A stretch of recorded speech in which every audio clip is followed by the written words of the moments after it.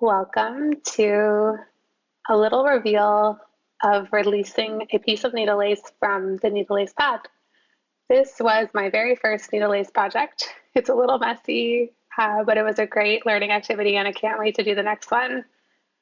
And here's a bit of a glimpse into what happens when you do finish a needle lace project. Here we see the needle lace attached to the needle lace pad, which is where I was working from, which is essentially a piece of cloth folded over with the drawing and a protective piece of plastic stitched onto the piece of cloth. Those stitches are called the couching stitches. They hold everything together. They are the blue stitches here that I'm cutting with the embroidery scissors. And they're not actually needed in the final project. They just hold everything together. And when you're done, you cut them from in between the supporting cloth. And that is what releases your needle lace. I was really excited when I was cutting the stitches.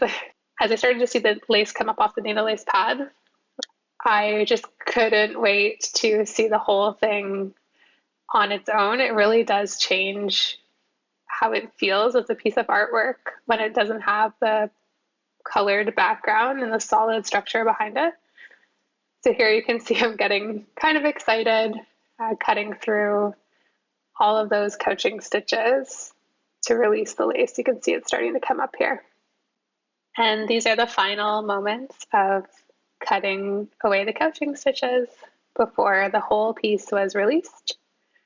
When I initially tried to remove it, there were a couple stitches where I had gone through the needle lace pad and I had to free the lace.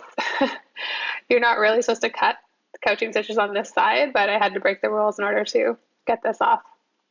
Here we can see the final piece revealed, fresh from its needle lace pad. And the final step is to remove the couching stitches from the back. This happens pretty quickly. They're not attached to anything. You just go along and you pull them out. I eventually got a pair of tweezers to help with this to make it go faster. But there it is, my first piece of needle lace. I was so proud of it and so excited to see it on its own away from the needle lace pad.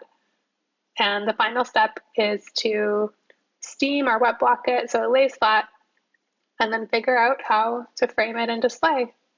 Thanks for watching.